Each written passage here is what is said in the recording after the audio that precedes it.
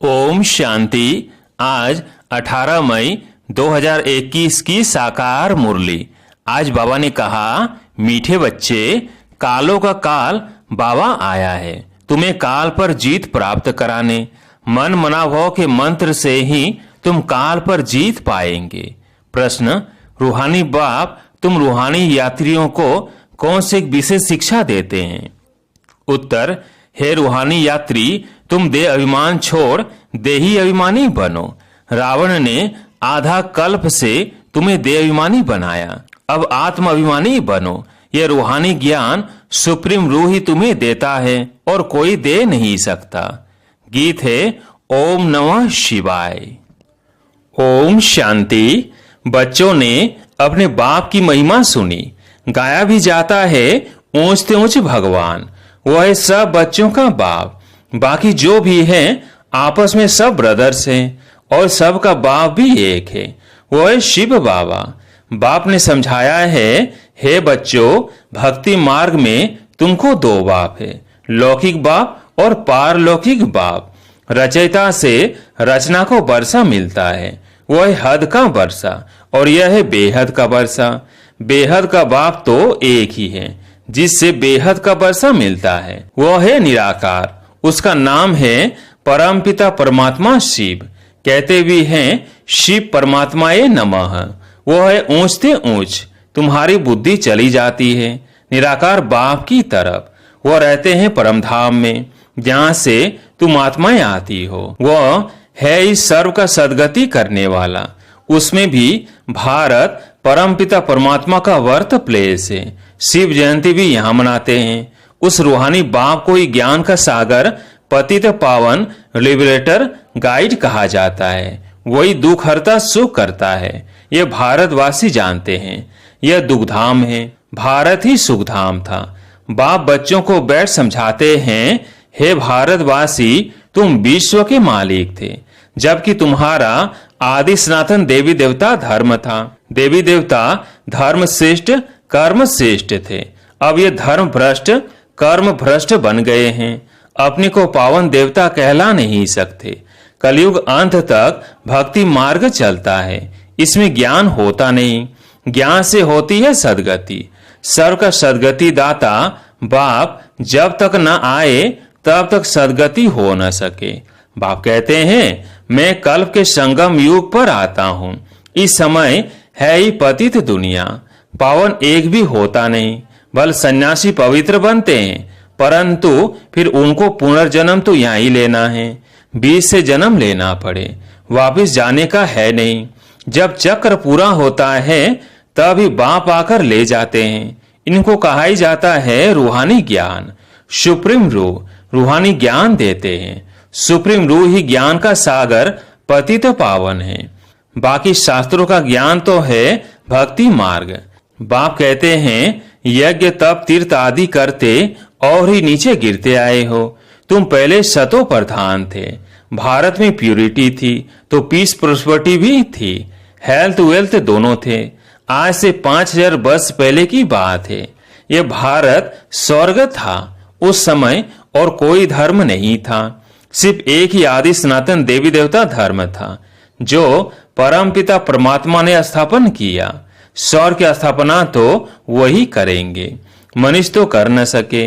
ऐसा तो नहीं कहेंगे कृष्ण रचयिता है, नहीं, रचयिता एक ही निराकार शिव है, बाकी है उनकी रचना। रचयिता से ही रचना को वर्षा मिलता है। बाप समझाते हैं, मैं तुम्हारा बेहद का बाप हूँ, तुमको बेहद का वर्षा देता हूँ 21 जन्मों के लिए। सूर्यवंशी चंद्रवंशी पवित्र धर्म स्थापन करता हूँ। ब्राह्मण धर्म है चोटी, सबसे ऊंच है रूहानी बाप। रूहों को आप समान बनाते हैं। बाप ज्ञान का सागर, सुख का सागर है, तो तुमको भी बनाते हैं। भारत ही सुखधाम था, अभी तो दुखधाम है। बाप कैसे आते हैं यह किसको भी पता नहीं है।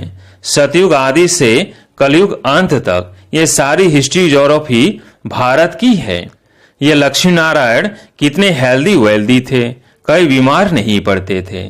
अभी काल पर विजय पाने शिक्षा ले रहे हैं, जिसको कालों का काल महाकाल कहा जाता है। वह तुमको काल पर विजय पहनाते हैं। नाम भी सुना, शिवाय नमः। तुम ऐसे तो नहीं कहेंगे, परमात्मा सर्वव्यापी है, कुत्ते बिल्ली में है। इसको कहा जाता है धर्म की गलानी, बाप की गलानी करते हैं। अभी यह है कल्प का संगम समय। इस समय ही विनाश काले विपरीत बुद्धि कहा जाता है। अब विनाश तो सामने खड़ा है। गीता में भी लिखा है, यादव कौरव पांडव क्या करत भये। सर्वशास्त्रमय शिरोमणि श्रीमद् भगवत गीता है। उनसे ही फिर और शास्त्र निकले हैं। तुम जानते हो गीता है डीटी धर्म का शास्त्र। बाप कहते हैं, मैं आता हूं तुमको शूद्र से ब्राह्मण बनाता हूं, फिर सो देवी देवता बनाता हूं, फिर तुम क्षत्रिय वैश्य शूद्र बनते हो। बाप समझाते हैं, तुम 84 जन्म कैसे लेते हो। सबसे जास्ती जन्म जरूर वो लेते हैं जो पहले पहले सतयुग में आते हैं। मैक्सिमम 84 जन्म लिए हैं तुम भारतवासियों ने, मिनिमम 1 जन्म। ये भी बाप ही बैठ समझाते हैं। बाप बिगर किसको ज्ञान का सागर नहीं कहा जाता। पतित पावन ज्ञान का सागर कहने से बुद्धि ऊपर चली जाती है। बाप ही सबको लिबरेटर कर वापिस ले जाते हैं। सर्व का सदगति दाता एक ही बाप है। अच्छा, फिर सर्व की दुर्गति कैसे होती है, कौन करता है? सदगति सतयुग को, दुर्गति कलयुग को कहा जाता है। बाप कहते हैं, मैं कल्प कल्प तुम बच्चों को आकर सदगति देता हूं। तुम बच्चे सारी वर्ल्ड की हिस्ट्री ज्योग्राफी जानते हो। स्कूलों में तो आधी हिस्ट्री ज्योग्राफी सिखाते हैं। सतयुग त्रेता में कौन राज्य करते थे किसको पता नहीं। चित्र तो बरोबर है, यह लक्ष्मी नारायण राज्य करते थे। कितना समय वो राजधानी चली तुम बता सकते हो? क्रिश्चियन डिनास्टी 2000 वर्ष से चली, बौद्ध डिनास्टी इतना समय चली, इस्लामी उनके आगे। फिर चंद्रवंशी थे जो 1250 वर्ष से चले। सतयुग त्रेता में सूर्यवंशी चंद्रवंशी ही थे और कोई धर्म नहीं था। तुम इस सूर्यवंशी चंद्रवंशी बनते हो, अब फिर से बने हो ब्राह्मण वंशी। ये सारा नाटक भारत पर ही बना है। भारत ही हेल और हेवन बनता है, और धर्म वालों के लिए नहीं कहेंगे, वो तो हेवन में होते ही नहीं। कोई मरता है तो कहते हैं स्वर्गवासी हुआ, परंतु समझते नहीं नर्कवासियों को तो नर्क में ही जन्म लेना पड़े, स्वर्गवासी स्वर्ग में ही पुनर्जन्म लेंगे। तुम बच्चे समझते हो ये लक्ष्मी नारायण स्वर्गवासी थे, उन्होंने यह राजधानी कैसे पाई? लाखों वर्ष की बात तो याद रह न सके। सतयुग में ये शास्त्र आदि होते नहीं हैं, ये सारी भक्ति की सामग्री है। सीढ़ी नीचे उतरनी है। शतो प्रधान से सतो रजो तमो में ये सीढ़ी उतरने में 5000 वर्ष लगते हैं। सतयुग में 16 कला संपूर्ण, फिर त्रेता में 2 कला कम। आत्मा में चांदी की खाद पड़ी। कॉपर एज में आए तो कॉपर की अलाएं पड़ी। इस समय बिल्कुल ही तमो प्रधान है, आत्मा में ही खाद पड़ती है। तुम ही पूरे 84 जन्म लेते हो। ये रूहानी बाप शिव बाबा आकर रूहानी बच्चों को समझाते हैं, तुमको अब आत्म अभिमानी बनना है। रावण की प्रवेशता होने से सब देह अभिमानी बन जाते हैं। अब अपने को आत्मा समझना है। हम ही 84 जन्म ले भिन्न भिन्न पाठ बजाते आए हैं। अब 84 का चक्र पूरा हुआ। अब तो शरीर भी जड़ जड़ीभूत हो गया है। द्वापर से रावण राज्य होता है, सतयुग में है राम राज्य। सतयुग में तुम आत्म अभिमानी थे, द्वापर कलयुग में तुम देह अभिमानी बन जाते हो। न आत्मा को न परमात्मा को जानते हो। बाप समझाते हैं आत्मा एक स्टार है, भ्रिकुटी के बीच में चमकता है अजब सितारा। उनको शिवाय दिव्य दृष्टि के देखा नहीं जा सकता है, वह बिल्कुल ही सूक्ष्म है। आत्मा ही एक शरीर छोड़ दूसरा लेती है। हम आत्मा ने 84 जन्म लिए हैं। परम पिता परमात्मा भी बिंदी है, उनको ही ज्ञान का सागर पतित पावन नॉलेजफुल कहा जाता है। परम पिता परम आत्मा में सृष्टि के आदि मध्य अंत का ज्ञान है। बीज रूप होने के कारण उनको सच्चित आनंद स्वरूप कहा जाता है। बाप में जो ज्ञान है वह जरूर सुनाना पड़े। यह स्पिरिचुअल नॉलेज सब रूहों का बाप आकर रूहों को पढ़ाते हैं। तुमको आत्माभिमानी बनना है। शिव बाबा हमको पढ़ाते हैं, वही नॉलेजफुल है।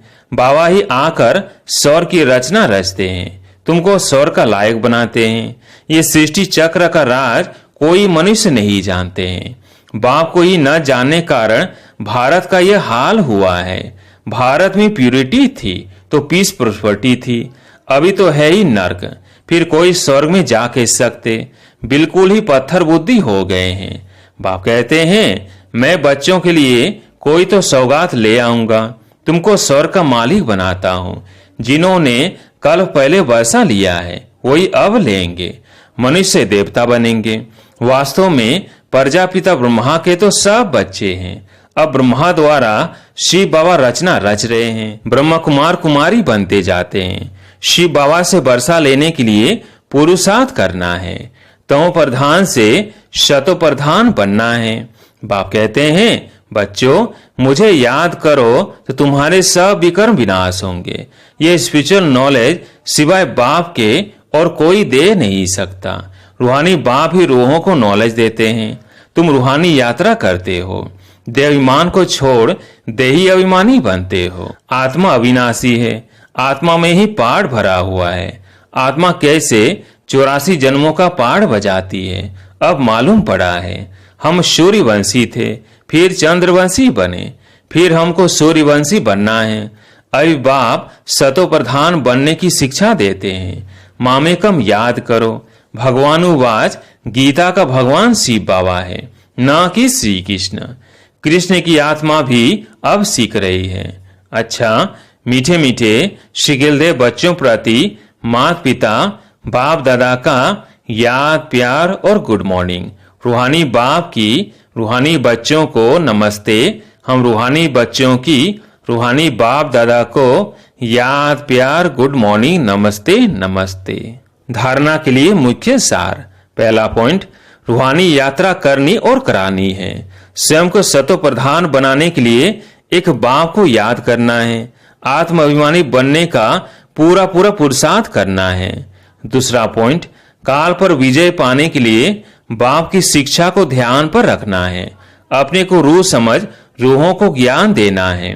आज प्यारे मीठे बाबा का वरदान, आवाज से परे की स्थिति में स्थित हो सर्व गुणों का अनुभव करने वाले मास्टर बीज रूप हो। आवाज से परे की स्थिति में स्थित हो सर्व गुणों का अनुभव करने वाले मास्टर बीज रूप हो। जैसे बीज में सारा वृक्ष समाया हुआ होता है, वैसे ही आवाज से परे की स्थिति में संगम युग के सर्व विशेष गुण अनुभव में आते हैं। मास्टर बीज रूप बनना अर्थात सिर्फ शांति नहीं, लेकिन शांति के साथ ज्ञान, अतिंद्रिय सुख, प्रेम, आनंद, शक्ति आदि आदि सर्व मुख्य गुणों का अनुभव करना। यह अनुभव सिर्फ स्वयं को नहीं होता, लेकिन अन्य आत्माएं भी उनके चेहरे से सर्व गुणों का अनुभव करती है।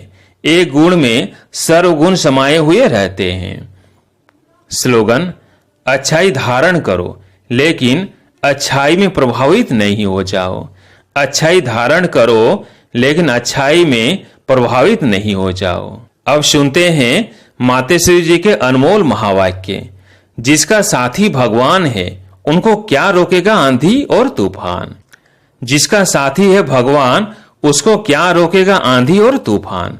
देखो, यह गीत सिद्ध करता है कि आत्मा और परमात्मा दो चीज न ईश्वर सर्वव्यापी है। क्योंकि जिसका साथी है ईश्वर, वो हाजिर होते हुए फिर भी सृष्टि में इतना दुख क्यों? मनुष्य इतने कंगाल मोहताज क्यों? परमात्मा तो सुख स्वरूप है, तो सर्वव्यापी परमात्मा कहना गोया परमात्मा की इंसल्ट करना है। भगवान के हाजिर होते दुनिया सुख स्वरूप होनी चाहिए, वह दुख रूप। फिर परमात्मा को पुकारने की दरकार क्यों? तो इस समय माया सर्वव्यापी है, न कि परमात्मा हाजिर है। परमात्मा सिर्फ एक बार संगम पर आता है, तब उनको हाजिर नाजिर कह सकते हैं। बाकी उनकी यह सबके दिलों में जरूर व्यापक है। शरीर को चलाने वाली शक्ति तो हर एक में भिन्न भिन्न संस्कार वाली आत्मा है, न कि परमात्मा है। अब विचार करना है कि परमात्मा का साथ क्यों लिया है। इस माया के आंधी और तूफान से पार होने के लिए, तो जरूर कोई माया का तूफान है जिससे पार होने के लिए उस परमात्मा का साथ हम आत्माएं मांगती है। अगर वो हाजिर होता तो न माया की उलझन होती, न उनका साथ लेने के लिए याद करना पड़ता। तो हम आत्माओं और परमात्मा दोनों का इस खेल में पार्ट है। तो जब परमात्मा आता है तो उनका पूरा साथ ले उनका हो जाना है, तभी माया के तूफान से छूट पाएंगे। भल वो सबका सुखदाता है, परंतु जो प्रैक्टिकल में उनका सहारा लेते हैं उन्हों को ही साथ मिलता है, तो उन बच्चों को एक्स्ट्रा प्राप्ति होती है। भल वो दुनिया के अंदर आए उपस्थित हुआ है, परंतु वो आश्चर्यवत दुनिया इनको न जानने के कारण इनका साथ नहीं लेती है। अगर इनका पूरा साथ पकड़ ले तो मदद देने में मशहूर है। कहते हैं एक कदम तुम आगे बढ़ो तो 10 कदम आगे आएंगे। तो वो संपूर्ण वर्षा देते हैं जिसमें कोई अपूर्णता नहीं होती। अच्छा, ओम शांति।